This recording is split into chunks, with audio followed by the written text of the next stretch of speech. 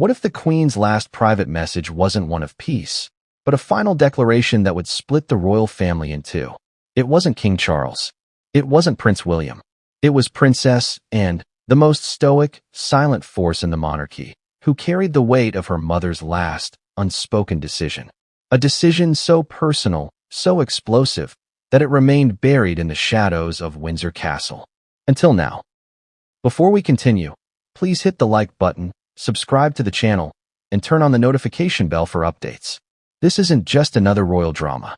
This is the moment the monarchy's most sacred secret surfaced, a message left behind not for the public, but for family, and one that left Prince Harry and Meghan Markle reportedly stunned, humiliated, and furious.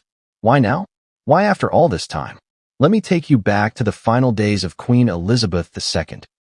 Not the pomp of Jubilee celebrations or her balcony waves, but behind the locked doors of Balmoral. There, in the still silence of twilight, Her Majesty summoned Princess Anne to her side. No cameras, no press, no royal aides, just a mother and daughter, one preparing to leave this world, the other quietly ready to carry a burden only she could bear. That's when the letter was handed over. Unsealed, undisclosed, undeniable. But here's the twist.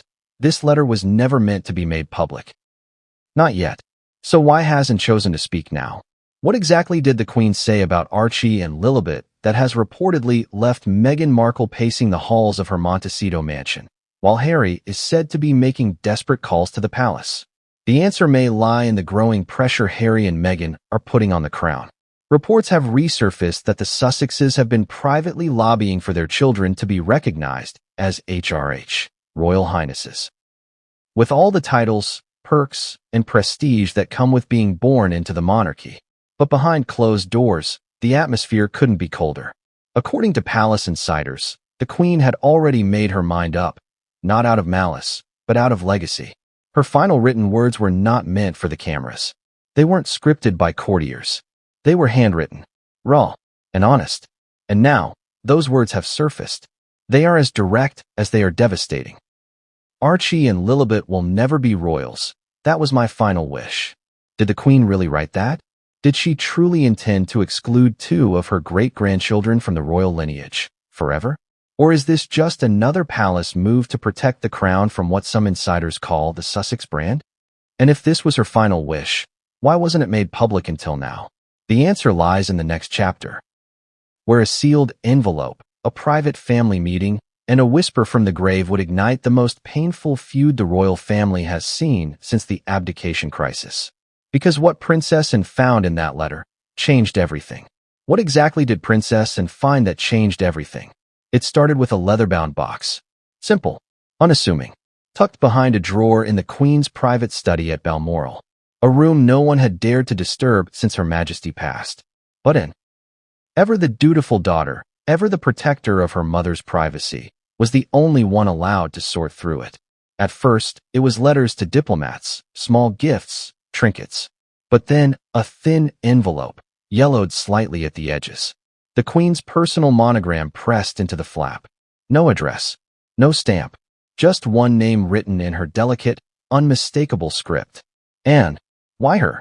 Why not Charles, the heir? Why not William, the future? Because the Queen trusted her daughter with secrets no one else could carry, and opened the letter with trembling fingers, unsure whether to read it right away. But when her eyes scanned the first few lines, her breath caught in her throat. It wasn't a goodbye. It wasn't a love letter to the family. It was a warning. I have watched my grandson grow distant. I have stayed silent longer than I should have. But my silence ends here. Can you imagine reading something like that? From your own mother? Knowing she didn't want it seen until after she was gone, and sat there for hours, stunned. Her mother hadn't just written about Harry. She had written about Meghan, about the damage done, about the future of the monarchy, and then, the line that would shatter everything. I leave this letter to protect the crown. Archie and Lilibet must never inherit what they do not understand. They will never be royals. That is my final wish. Not should not. Not may not. Will never. And in that moment, Princess Anne knew she was holding a time bomb. Now here's the twist. She didn't tell anyone. Not right away. She hid the letter, guarded it like a relic, unsure what to do. But then Meghan and Harry began pushing again, quietly at first, through intermediaries, then more boldly, for titles for their children. And that's when Anne made her choice. She called a private family meeting. No staff, no phones, just blood. Charles, Camilla, William, Kate, and Harry and Meghan. Anne arrived last, and in her hand, the envelope. She placed it on the table, unfolded it, and began to read. But what happened next, no one was prepared for. What happens when the truth finally lands in the room? Not whispered, not speculated, but spoken aloud by the Queen's most loyal child. Anne's voice didn't shake as she read. Her words were sharp, slow, deliberate, as if each syllable carried the full weight of royal history. The room was silent. You could hear the fireplace crackling behind her. You could see the flush rise in Harry's cheeks. But it was Meghan who reacted first. She leaned forward, interrupting Anne's reading. "Excuse me, what is this?" she snapped, and didn't look up.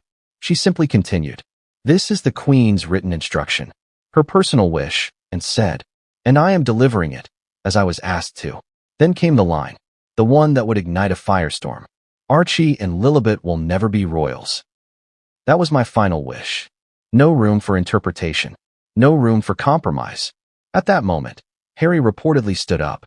"She wouldn't have said that," he muttered. "She never said that to me. She would have told me. But here's the thing, she didn't." According to Anne, the Queen made this decision in private, not out of anger, but preservation. And here's where it gets even more stunning. In her final months, the Queen allegedly voiced concern that titles were becoming bargaining chips, leveraged for fame, media deals, and political influence. She had seen too much. The Netflix specials, the Oprah fallout, the branding, the tours, the leaks. She feared, and read aloud, that the monarchy would become a performance, that royalty would lose its meaning in the hands of those who didn't cherish it. Sound harsh? Maybe.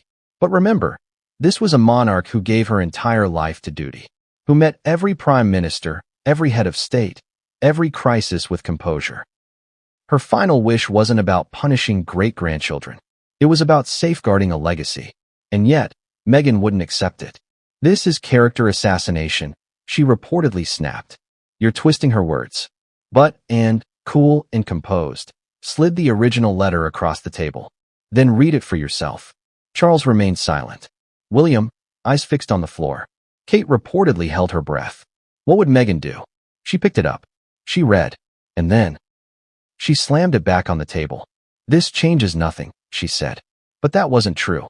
Because outside that room, something had already begun to unravel. And when word of the Queen's letter leaked, just a few lines whispered to a trusted insider, all eyes turned to Montecito. And that's when the reactions became explosive. But what happened behind those California walls was far more intense than anyone imagined. What happens when the illusion of control shatters? Inside the sunlit walls of their Montecito mansion, far from the damp chill of Windsor and the traditions of the British crown, Harry and Meghan were reportedly fuming. The letter had made its way into royal briefings. Journalists had begun whispering about the Queen's private message and the Sussexes' exclusion from her final wishes. It wasn't supposed to come out. Not like this. But it had. And now, Meghan was pacing the halls, phone in hand, demanding answers. She wrote that in a moment of confusion, she reportedly told a friend over the phone. She was old. She wasn't thinking clearly. But was that true? According to sources close to the palace, the Queen wrote the letter months before her final decline, during a lucid, emotionally charged period after Harry and Meghan released their docuseries. That timing, devastating, because it meant she knew what she was saying, and she meant every word. Harry, meanwhile, was spiraling, torn between love for his wife and the sting of royal rejection. According to insiders, he reached out to Princess and personally, asking to speak as family, and declined. She said everything she needed to say, one insider shared. That letter was the final word. So what does someone do when they've lost their royal footing, when the institution they once walked away from now slams the door permanently behind them? Meghan, according to multiple insiders, began pushing for damage control. She wanted to speak publicly, one friend claimed. She believed the palace was trying to erase her children.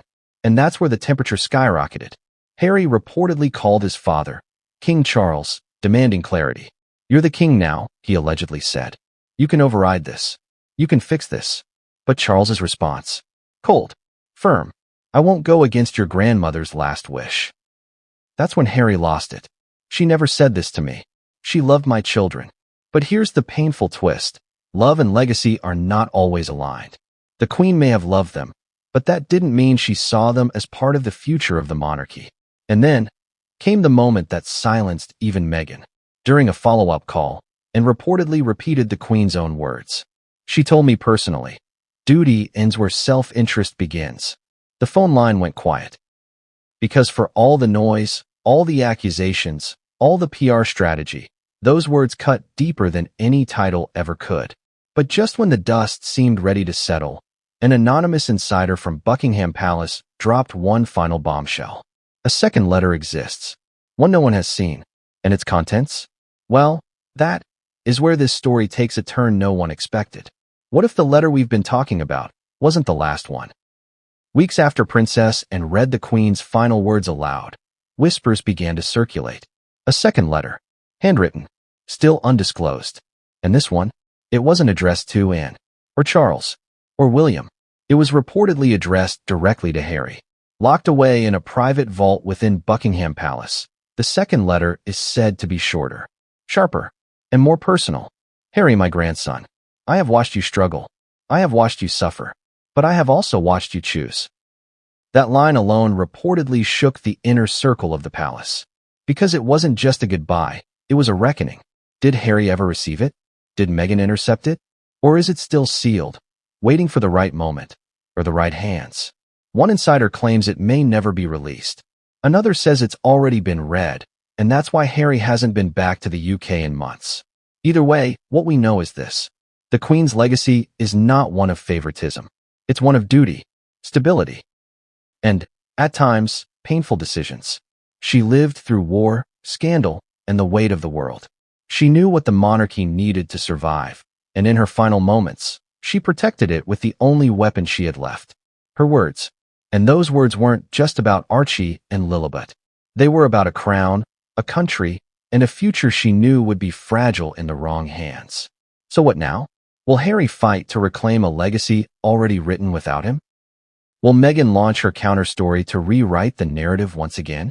Or will silence finally speak louder than any interview ever could? Here's the hard truth. Some doors, once closed, never reopen. And for Archie and Lilibet, two children caught between worlds, the Queen may have just chosen which side of history they'll stand on. So now I ask you, was the Queen right to make that decision? Was this her final act of loyalty to the crown, or a final betrayal of family? Drop your thoughts in the comments below. I read every one. Don't forget to like, share, and subscribe, because more royal revelations are coming. And trust me, you haven't heard the last of this story.